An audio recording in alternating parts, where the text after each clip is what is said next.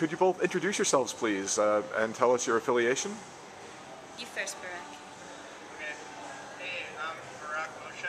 I'm an associate technical artist at EA Sports, Tiburon, and I also teach tech art at the Florida Interactive Entertainment Academy, the UCF, or University of Central Florida. And? It's a graduate level track for game design.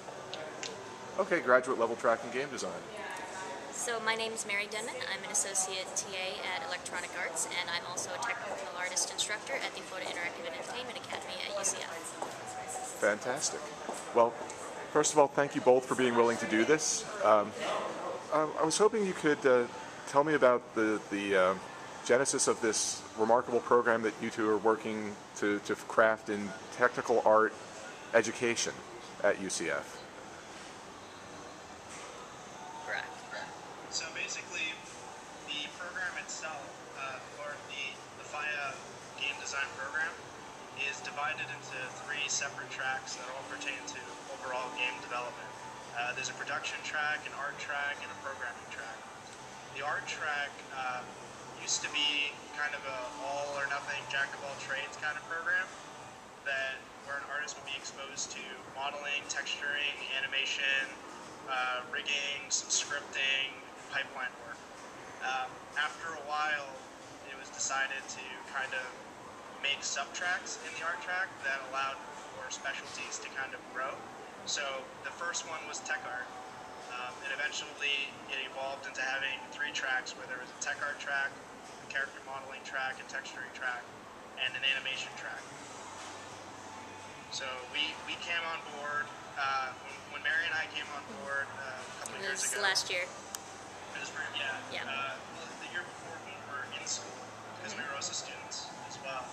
We, for the first year, where they experimented with the technical art track, and we had a FIA alumni EA employee, Josh Starr, who taught that track, and he taught us everything we could about tech art. Stuff like Python scripting, writing tools, writing shaders, that kind of stuff. Yep. And after taking this class, when we were employed at EA, we were offered to come and teach the next year. So, And it's really nice because, I mean, Barak and I, we work on 2 separate kind of fields. He's more of an animation guy, and I'm more of a tools lady. And so our powers combined, we end up covering a lot of aspects of TA work together. So it's really nice having the both of us teach at the same time. Do you think it's really, like almost incumbent that it would require a team approach to teach this field? Well, I mean, there's so many aspects of it that make up technical art. And, you know, since we are still working full-time in the industry, I think for our particular situation, we would have to have the both of us. I don't think either of us could teach it on our own, especially with our current schedule. But with both of us, we end up getting a lot of groundwork covered and not overstressing or just freaking out trying to manage both of our daily schedules and then a full-time class. Okay. So, Mary, can you talk a little bit sort of about the way the program runs in a sort of a studio environment, and then Barak, if you could follow on? So our students, they are in a 16-month program, and from their spring to summer semester, they're working on making a full-fledged game within game teams inside of the program. So we're really fortunate with that because when we're teaching, they can apply those techniques that they learn back into their games, or if they find issues that they're running into, or if they have workflows that they can improve with their artists, then they can take the knowledge that they have from our class and bring that into their game environment and address those issues there.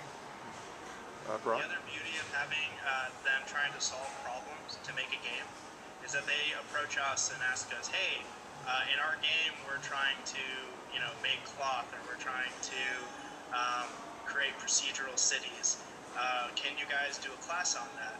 And it allows us to kind of mold and morph the class every year to the needs of the particular class, which is great because it also allows us to kind of figure out new topics as well, since pretty much being a TA is just about problem solving at the end of the day. It doesn't really matter what kind of problems you end up solving as long as they all pertain to making a product. So every time they come up with new problems for us to solve, we try to help them figure out new things. So it keeps the class new and relevant.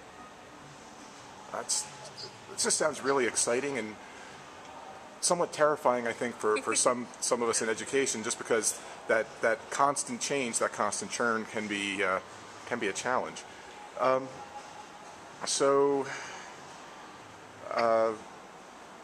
do either of you want to address the hard skill, soft skill divide, I guess, in the program? And So, from my standpoint, I mean, being a TA isn't just knowing how to script or knowing how to do really great rigs or knowing how to do shaders. It's a customer service field, and it's also a production field. So in the end of the day, you have to ship a product. And primarily the way that you do that is facilitating the art workflows or working to get the art into the game. So being able to communicate is a huge part of what we do.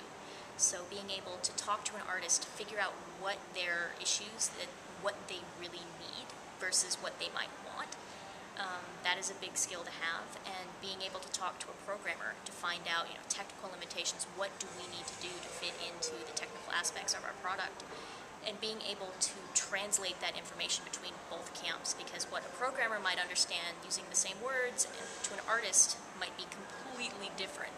So being able to navigate that kind of language barrier is a huge part of what a TA does. Brock, you want to jump in? Yeah, it's really cool because we also have artists and programmers come into our class, and in the class itself, we can actually help teach them how to speak to each other when it comes to things like that. So this year we had a couple of programmers sitting in on the classes for extended period of times asking the same kind of problems that the tech artists would ask, and we would help them kind of discuss what needs to be done on a technical aspect to get certain features through.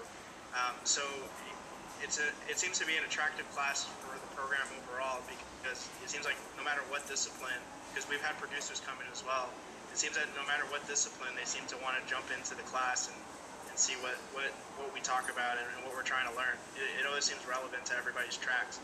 So when we're speaking to the tech artists in whatever language we want, or we try to solve unique problems, everybody likes to jump in and watch that, and so they can understand better like what it is we're doing and what it is that their artists and tech artists can do. wow, that's really cool. So we only have a few more minutes. Can you guys describe the curriculum and sort of the way it's structured? So we start off with basic introduction to Python, and then we move on, at least in my class, Brock has different stuff that he teaches. We move on into tools programming inside of Maya, and then we go into shaders and basic math for TAs. We do kind of the hard, this is how graphics work, sort of computer sciencey stuff. And then in the summer, we kind of get a little bit more fun with it. We try to look at the aspects of what the students want to learn about, nifty things that they might see in studios, or software tools that they may not have played with yet. So we try to cover a little bit of everything in the summer and really focus in on giving them the best portfolio for getting into the industry. Brock, you've got your stuff. Yeah, in my half of the class, it all plays together with Mary's stuff. It basically, when Mary teaches tool writing aspects, it makes the students start thinking about ways of improving their tools and optimizing their tools. So what I normally end up doing is teaching tricks and tips a lot of times. I'll teach new techniques, like cool things you can do in Maya really fast that they can script later. It's just overall problem solving, like high and low level problem solving, using tools like Maya and Houdini and packages like that, or Unreal Engine or Trinity. So that way, when they go into Maya to try to prototype any kind of tools, they can do it really fast and they can use the right tool sets that Maya has instead of trying to write everything from scratch. A big part of my class is not necessarily teaching them how to write everything from scratch or solve all the problems just through code, but also to look at other options, like things that are built into the tool sets that they have, or external applications that solve the problems faster and cheaper, so that they learn how to exploit and take advantage of all the possible tools around them. Because a lot of times with TAs, you don't really have the time to write tools from scratch, and it tends to take too long, and it's too much maintenance and overhead. Sometimes it's a lot faster just to go online or quickly look up alternative solutions and implementing it into your workflows. So a lot of my class is based on that. And by doing that, it allows me to kind of break into things like VFX, since VFX in games and film even is a lot about just trying to take whatever you can find and forge it together to create a cool visual effect. So when we go into VFX, then we start going into pre-rendered stuff or particle simulations and shader effects. And then in the summer, of course, we take requests and we let the students help us form the curriculum based on their wants and needs. And then the whole summer is just experimental, like you guys want to run these topics and we do the research and then we show them what we find. And then we just have a dialogue throughout the whole summer semester until they get something they would like out of it and they can build a portfolio. Wow. This sounds like a truly remarkable program. I don't know if it could run anywhere else. Well, there's other studio-type learning environments out there. I mean, Right. Rachel from Blizzard was talking about her environment was a studio environment, so Right. there's seeds out there where these types of programs could definitely grow. Right. Yeah. That makes me excited. Yeah, no, I mean, just in terms of, the studio environment, yes. The people who have the experience, like you guys do, in the trenches, I think that's absolutely critical, and hopefully it'll be something that finds its way into the education of artists and programmers, and who knows, maybe there'll at some point be a tech art track at most game programs. Oh, that would be sweet. That would be awesome. Any last things you want to say to game educators, either one of you? You wanna go, Barak? Yeah, one thing I see a lot with game design schools is that, again, it's a very academic environment and there's a lot of theory and high-level problems that kind of get solved or kind of get addressed. Sometimes it goes as down as understanding math equations like vector math and things like that, or matrix math. And I've noticed that the students that come out of that end have all this conceptual knowledge, but a lot of programs I see outside of the ones FIA and some other ones, they have this kind of curriculum where it's all practical. Like you get thrown in the trenches immediately in school, and you have to just learn how to figure it out on your own. That to me is a good foundation all around for anything like a tech art class. So I imagine that should always come first if you want to start going into teaching tech art formally. Since tech art isn't really too formal of a field itself, it is more of just kind of a learn as you go kind of field. The program should, whatever school tries to implement a track like that, they should be able to kind of encourage that behavior and try to introduce those kind of problems. Wow, that's really good advice. Mary, anything that you'd like to leave us with? I mean, what I've seen in my students, encouraging them to find what they're passionate about and what really drives them, and just encouraging them to play and explore is one of the biggest ways to get them interested in the field and get them, even if there's not an established curriculum, doing that will, at the bare minimum, get them out there and exploring and trying new things and just going down the road of going into a more technical aspect. So maybe if they're not tech artists per se, but they're interested, then that is a great way to get them out into the world of tech art. Well, I want to say thank you very much to both of you. Hopefully you are the first step on the tech art curriculum for the IGDA. So thank you.